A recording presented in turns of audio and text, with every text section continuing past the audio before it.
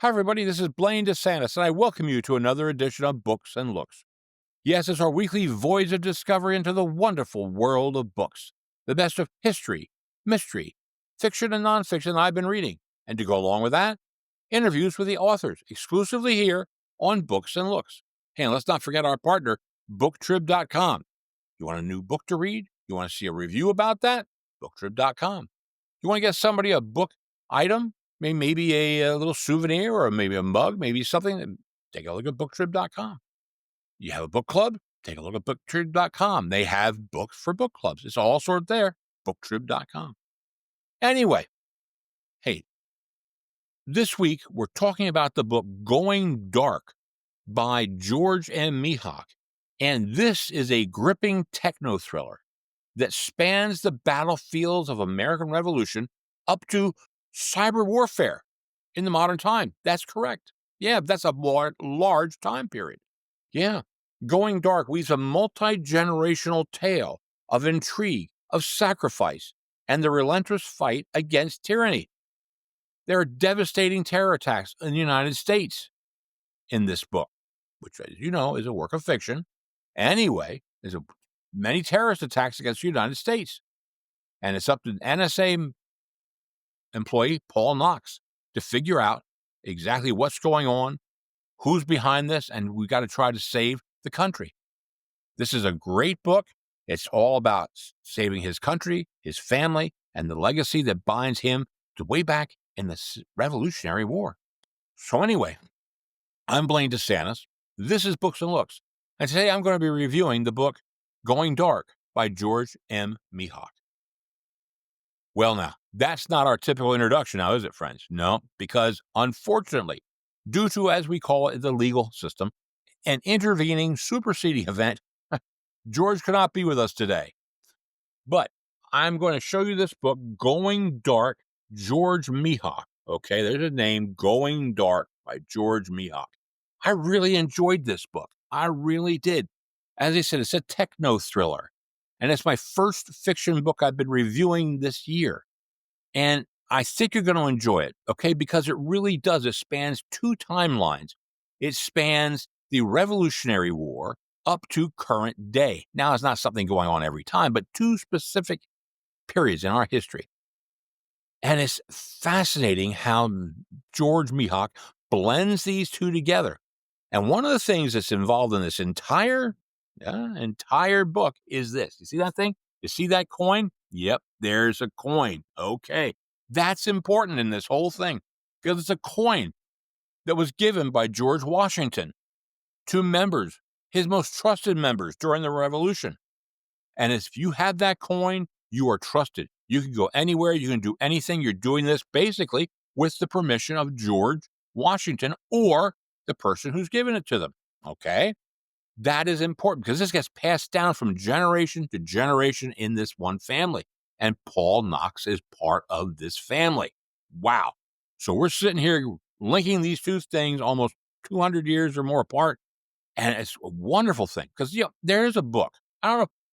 Have any of you read the book 1 Second After? That's what it is. 1 Second After. It's about an electromagnet pulse attack on the United States where we lose all our electricity. Have any of you read that book? That's a wonderful book. I'll tell you, what would happen if we didn't have any power? Well, guess what? The same thing happens here. Completely different way of doing it, but it is happening here. Because according to this book, there have been terrorist attacks in the United States. But it's all leading up to this one monster attack. And guess who's behind it? Yep, it is the people from the Middle East. That's correct.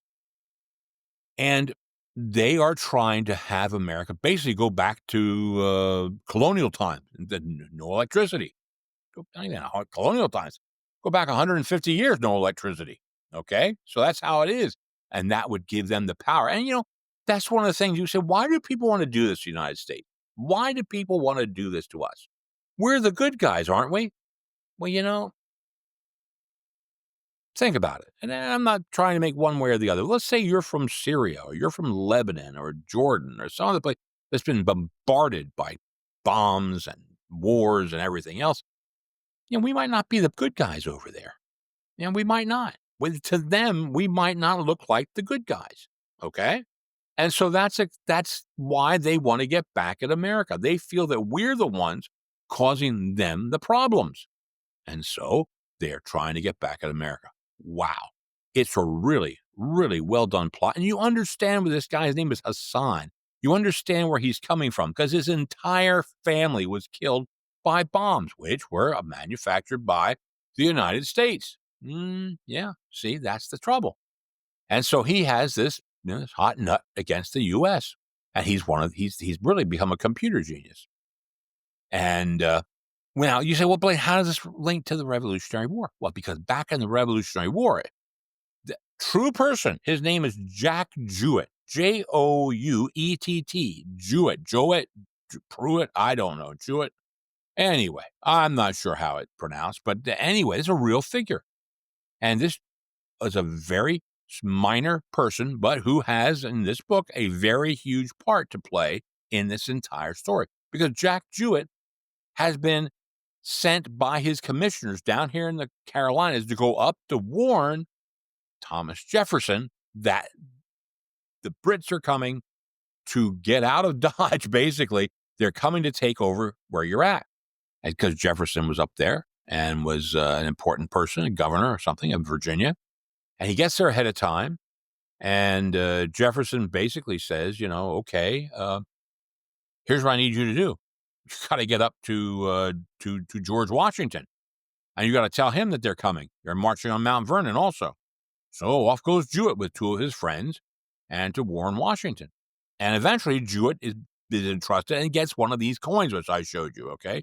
The Liberty coin, okay? They're basically their own unit operating outside the government to try to help preserve the integrity of the government because there are people in the United States, well, weren't the United States then, back in the Continental Congress, et cetera, who were working against, that's right, against us, the rebels, the revolutionaries, what do you want to call us back then? But they were working against us. There have always been traitors. There's always been people who are out for a buck. There's always been people trying to, to make themselves bigger than they really are. And that was happening back in the Revolutionary War. And that's what starts this thing called the Liberty Union.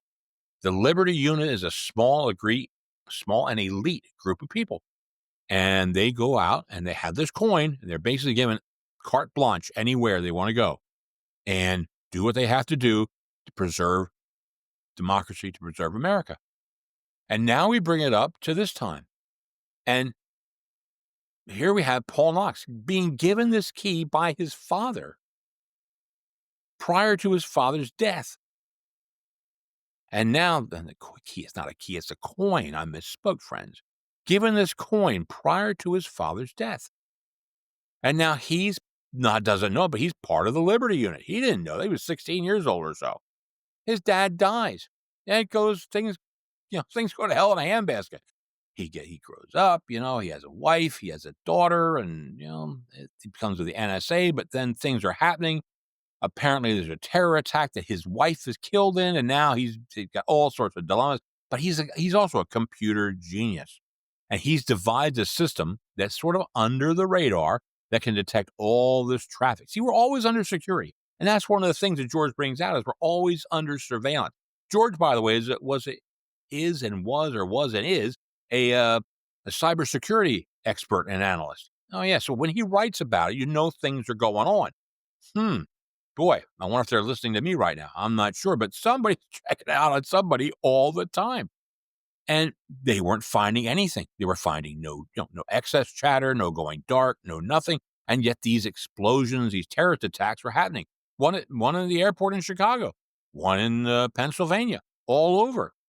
And what is going on? What's going on? And all of a sudden, things reach a point where in Detroit, they block out and they black out the entire city. It goes dark due to an attack. They got a worm in the system because, what did I say? Traitors. That's right. Because of traitors who want to get rich and they want to have power, they will give people this. Yeah, I just don't believe it. Basically, the keys to the access to all these codes and everything. It's out of this world.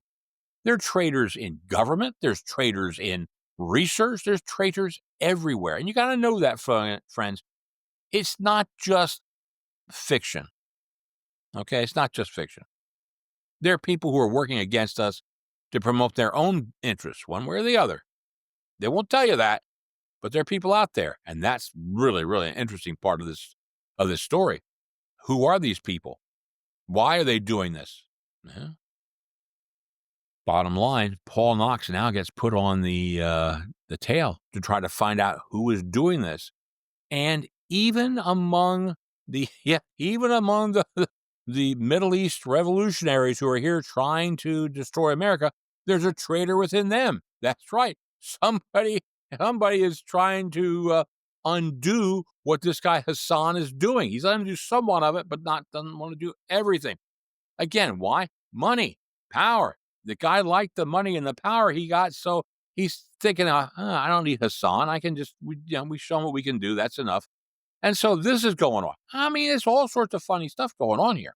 It's a great book. It really is. This was a very fast read for me. This book's what? How many pages? It's around 355, 360 pages. It was a fast read, a lot of chapters, lots going on here. Lots going on. And a lot of stuff to think about. That's one of the things I like about a good fiction book. Maybe it's not a history or a nonfiction, but a good fiction book can sometimes make me think and scratch my head a little bit harder than a true life book. Okay, true life fiction, nonfiction, you can't beat it. Okay, but sometimes a good, well-written thing on a topic like this, which I know peripherally a little bit about, okay, not a lot, but peripherally about. Sometimes, just sometimes, this teaches me something that I didn't know and makes me think and go, are there places like the Liberty Union? This Liberty Unit, is this based on something real? The cybersecurity? The hackers? You know about the hackers, friends. They're all out there. They're trying to hack everything. Sometimes they want to get influence elections. Sometimes they want to get ransom. And sometimes they just want to do more bad stuff than that. So, that's part of this whole thing. And it's wonderful how he goes back and forth, blending these two storylines. Yeah. And there is one huge surprise. When I say huge, I mean huge surprise in this book at the current storyline. I'm telling you. He did a wonderful job. Boy, I wish he could have been here because I think he would be a wonderful person to talk about this because he's done so much work on this. And we could talk about cybersecurity and we could talk about how he got this and the research that he found Jack Jouett or I don't know. How did he find this guy? I never heard of him. Yet when I did some research, boom, there he is. And not a lot about him, but enough that you can make a really good story. Isn't that what you want? You want historical fiction based upon pretty much true things. That's right. Base it on a historical figure. And we say, well, yeah, but it's a techno-thriller. Okay, yes, it is. But there's a lot of the things, the technology from back then and the technology now that we talk about in this book and George writes about in this book.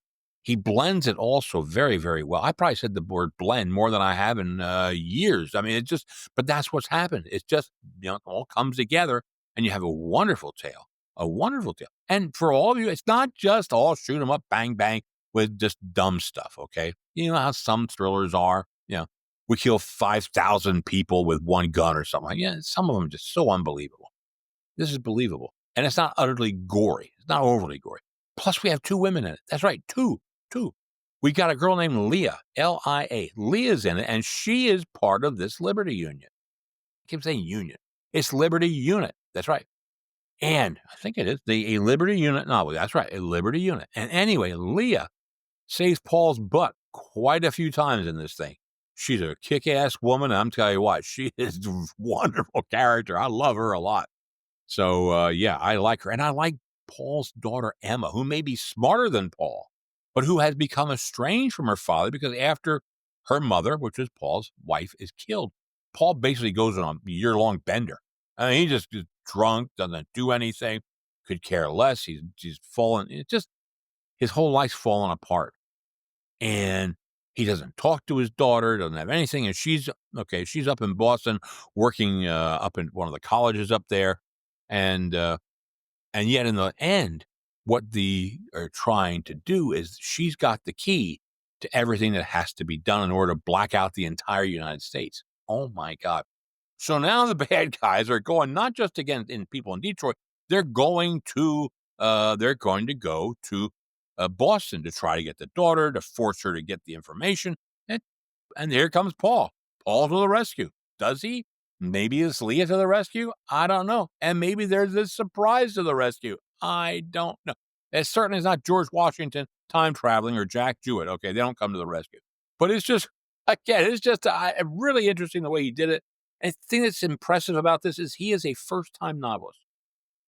George Mehok is a first-time novelist.